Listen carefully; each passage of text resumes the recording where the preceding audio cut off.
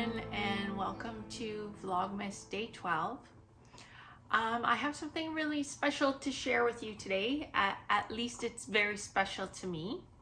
So for many years I've been buying Christmas magazines, and I always hated to throw them out because I like to keep the recipes and the stories, but I didn't always have a ton of room for storing all of these Christmas magazines. So many years ago, I started a tradition where when I would have a few quiet moments, I would sit down with a Christmas magazine and leaf through it and look at the recipes and the stories and the decorations. And if any of those things struck me as something that I would like to keep, I would cut it out of the magazine. So rather than having a lot of loose papers with my favorite Christmas decorations and stories and recipes, I started putting them into photo albums, and it became part of my tradition every year to go through the photo albums, see what recipes I wanted to try, what things I wanted to bake, that sort of thing. And I always read through the stories and brought back a lot of memories, and I've been adding to these every year. So just as an example, this is one of my photo albums, and it's got different recipes that I cut out of magazines, or here's a recipe that somebody gave to me, Linda's bacon cheese ball. I remember Linda at work had made a really nice cheese ball, and I had asked her for the recipe. And then I also cut out Christmas decorations and crafts. And some of them, or a lot of them, do become outdated, but it's just something I enjoy looking at. And some of them have become favorites, and I do make them from year to year.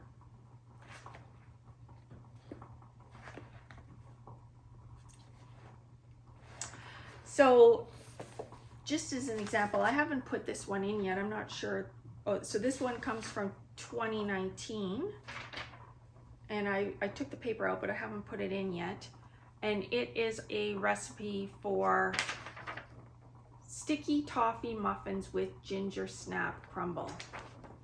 I mean, doesn't that look delicious? That's definitely something I would like to try. So that's not the special part of it. Every year when I'm going through my books, and here's another one that I have. This one's an older one. It's got recipes for latkes and different sort of crafts. Anyways, every time I go through this book, I always stop at this story. And I believe, although it doesn't have the information on here anymore, I believe that I cut this story out of Canadian Living magazine many years ago. And it's such an amazing story. And reading it always puts me into the Christmas spirit, that I thought I would share the story with you. So the amazing thing about this story is it is a true story, and to me it really illustrates that beautiful holiday spirit. I just will caution you that if there are children in the room, there's nothing bad in the story, but any children who still believe may have questions if they hear this. You may not want to have this going if there are small children in the room who still believe. So I'm going to read it to you, and I think I should have brought Kleenex because every time I read this story I start to cry. And if you aren't interested in hearing the story, I'll put a timestamp that you can go to, and you can just skip this part. It is a beautiful, true Christmas story though, and I don't think you would regret hearing it. The story is called The Town That Gave Us Joy, and it is by Marion Jepson Walker. It was Christmas Eve, 1927, in the remote prairie town of Hills Spring, Alberta, Canada. Mary Thomas Jepson was getting her 6 small children ready for bed. She thought her heart would break as she watched 5 of her children dance around the small house, excited to hang their socks for Santa to fill. Her oldest daughter, Ellen, sat subdued and sullen in a corner of the cold 2-room house. Ellen's heart was heavy for a 10-year-old, but she understood the reality of what tomorrow would bring. She felt that her mother was cruel to let the children get their hopes up when she knew very well there would be nothing to fill the socks. They would be lucky to have a little mush for breakfast, as there was only a small amount of wheat and corn left. The winter had just started, and already it was cold and harsh. The milk cow had died the week before from starvation and severe weather conditions, and the last 2 or 3 chickens had stopped laying eggs about a month before.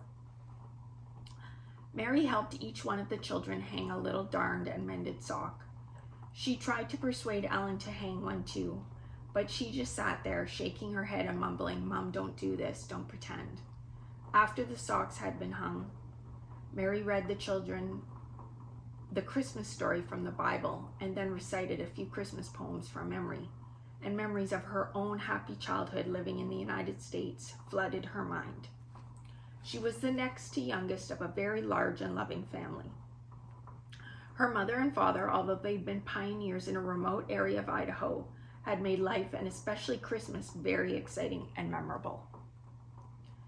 Before Ellen went to bed, she pleaded again with her mother to tell the children the truth.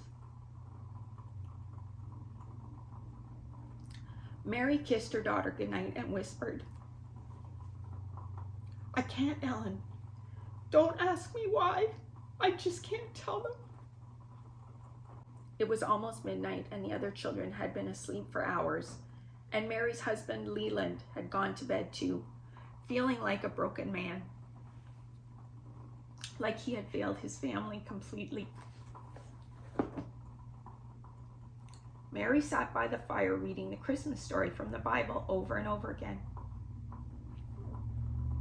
Her mind drifted to her plight here in this God-forsaken land of ice and snow. It was the beginning of the Depression, and her husband had heard wondrous stories about the unlimited opportunities of homesteading in Canada.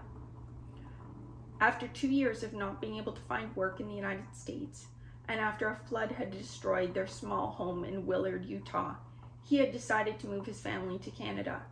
It seemed, however, that they were 5 or 6 years too late to cash in on the rumored possibilities. After several seasons of unusual weather conditions, most of their crops had frozen or failed. In October, Mary had received a letter from her family back in Idaho asking what they could do to help and what they could send the family for Christmas.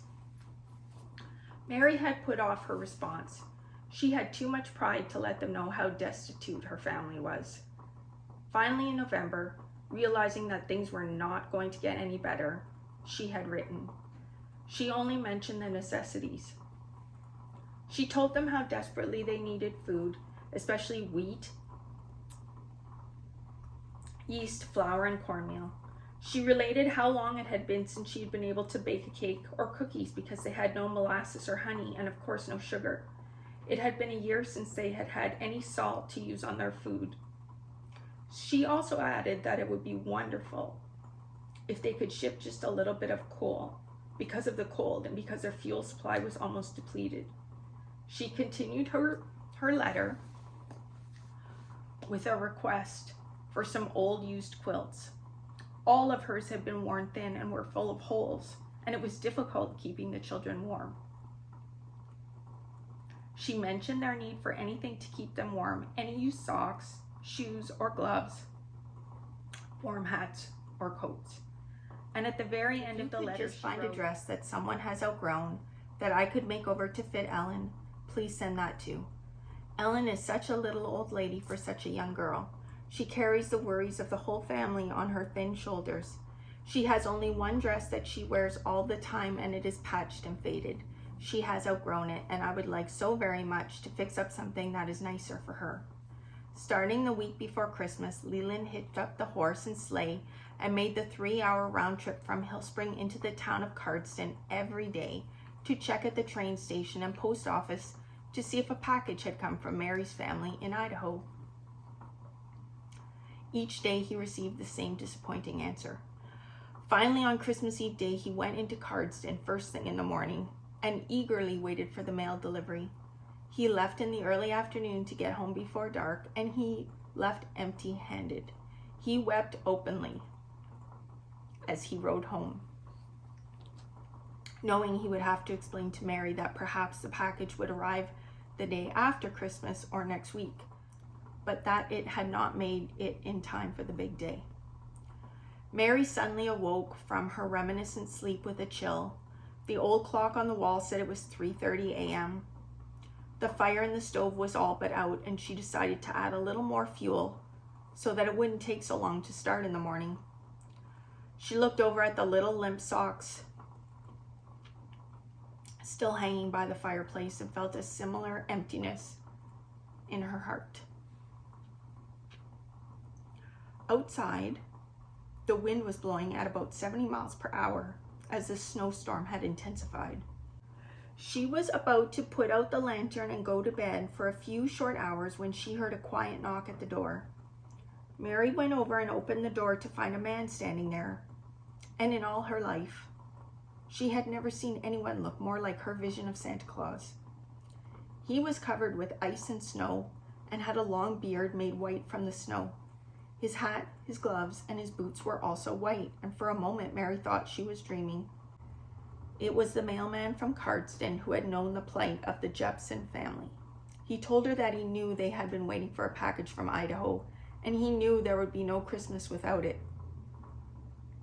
That evening, as he was finishing up a long day of delivering mail all around town, he was glad to be going home.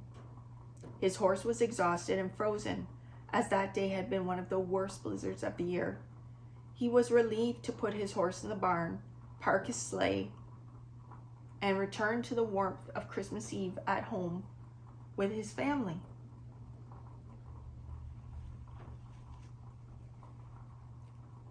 But just as he was leaving, someone from the train station came running up to him and told him that 10 large crates had just arrived from the States for the Jepson family. It was only about 4 in the afternoon, but already it was dark and the storm was getting worse. They both decided there was nothing they could do about delivering the crates that night, but they would be sure the Jepsons received them the day after Christmas. The mailman told Mary that when he went home, he had a disturbing feeling, and after discussing with his wife, they decided that he needed to deliver the crates that night. He would have to find someone who would let him borrow a fresh horse and a sleigh with sharp running blades. After he finished telling Mary about his decision to come, he brought the crates into the house. She insisted that he thaw out and warm up by the stove while she went to check on his horse. When she looked at the poor animal with icicles hanging from its nose and mouth, she knew it would never make the trip back to Cardston that night, and she tried to talk the man into staying until morning. He refused the offer, telling her that it had taken him almost 8 hours to make the journey to her house in the storm, and if he were to leave now, he would still be able to spend Christmas afternoon with his family. So Mary told him she would harness up their own horse, which was in better condition to make the trip back. She got him some dry clothes, fed him what warm food she could muster, and he headed back off to town. It was almost 5 a.m., and he probably wouldn't get home until around noon. She thanked him the best she could, but for her whole life she maintained that there would never be sufficient words to express her gratitude. After all, she would say, how do you thank a miracle, and a Christmas miracle at that? As soon as he left, Mary began to unpack the crates. She had only an hour or so before the children would awaken. At the top of one of the crates, she found a letter from her sisters. As she began to read the incredible account, tears streamed down her face. They told her that quilting bees had been held all over the Malad Valley, and from these, 6 thick, warm, beautiful quilts were included.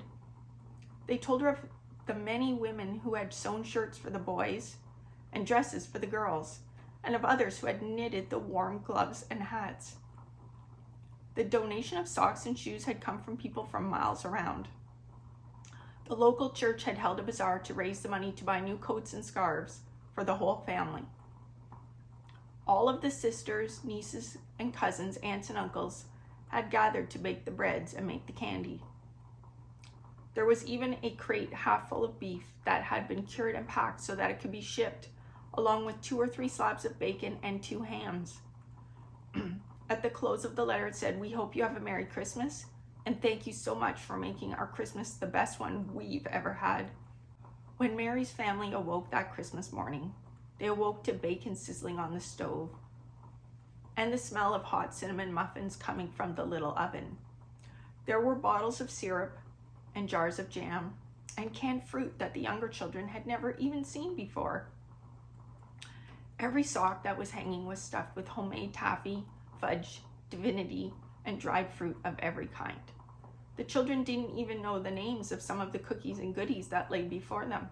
Later, Mary and Leland were to find tucked in each toe of the stockings that had been sent for them a few dollars, with a note that the money was to be used to buy coal and fuel for the rest of the winter, and for oats and wheat to feed the animals. For each boy there was a bag of marbles, and each girl had a little rag doll made just for her. But the most wonderful moment of the whole day was when Ellen awoke. The last to get up, and walked over to the spot where she had refused to hang her sock the night before. She rubbed her eyes in disbelief as she saw hanging there a beautiful red Christmas dress, trimmed with white and green satin ribbons. Ellen turned around and walked back to her bed and lay down, thinking she was dreaming. After her little sisters pounced on her with laughter and excitement, she came back again to the celebration and joy of the most wonderful Christmas ever. For that morning, along with the aroma of good food, the love of a good family, and a new red dress, a childhood had been given back to a young girl. A childhood of hopes and dreams, of Santa Claus, and of the wonder of Christmas. I will never forget the retelling of this story by my mother, Mary Thomas Jepson. Although it was always an emotional drain for her to tell it, it was an inspiration to all those who were privileged to hear her story every Christmas since that magical day in 1927. So if you're still here and you stuck around through the reading of that beautiful story, I hope that it brings you the same kind of nostalgic, wonderful Christmas feelings that I get when I read it. And every year it puts me in the Christmas spirit, and I hope that I was able to maybe give a little bit of that to you too. Happy Vlogmas until tomorrow. Bye now.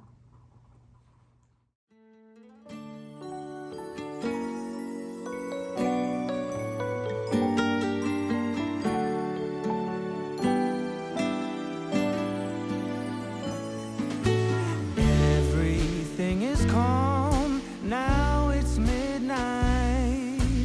Everybody's sleeping, all is peace. And I'm still hanging round in a house that's filled with lights, walking through a midnight wonderland. The wise men keeping watch, now it's midnight. And though it's cold outside, we're staying warm. And the star will always shine, it's the season for all time, walking in our midnight wonderland. The fuss and hustle of yesterday's gone, now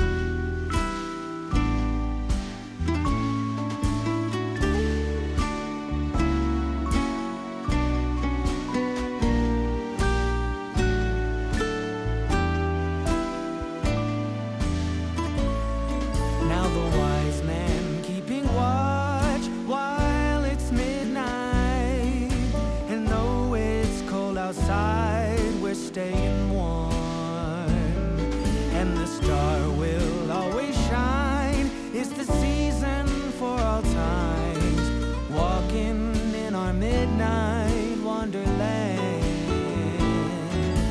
Everything is calm, now it's midnight.